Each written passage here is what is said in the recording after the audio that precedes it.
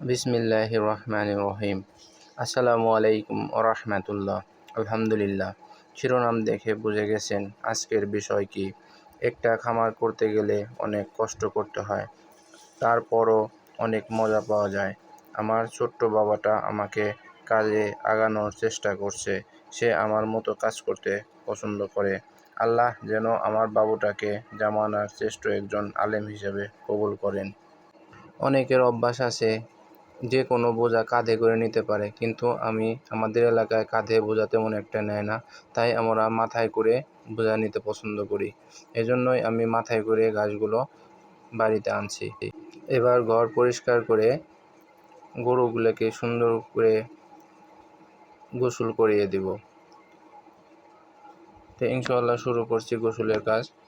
ষাঁড় দুটাকে প্রথমে পানি দিয়ে ভিজিয়ে দিচ্ছি। এরপরে গাভীকে, আমার লাল বকনাটা খুব দুষ্ট, ওর গায়ে পানি দিলে ও লাফিয়ে গুড়ার উপরে উঠে যায়।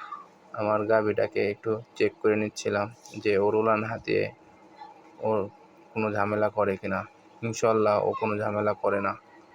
অনেকেই বলতে পারেন ষাঁড় গরু এবং গাভী গরুকে একসাথে পালা যায়, তবে ইনশাল্লাহ আমি চেষ্টা করছি একসাথে পালন করার জন্য। এবার দানাদার খাবার দিয়ে দিচ্ছি, ওরা খেয়ে নিচ্ছে। এবার পর্যাপ্ত পরিমাণ কাঁচা ঘাস দেব। কাঁচা ঘাস দিলে খরচ যেমন কমে, তেমন ওদের চাহিদাও মিটে যায়। বিকেল শেষ হয়ে সূর্য ডুবে গেছে, এখনই সন্ধ্যা নামবে ইনশাল্লাহ। আসসালামু আলাইকুম রাহমাতুল্লাহ।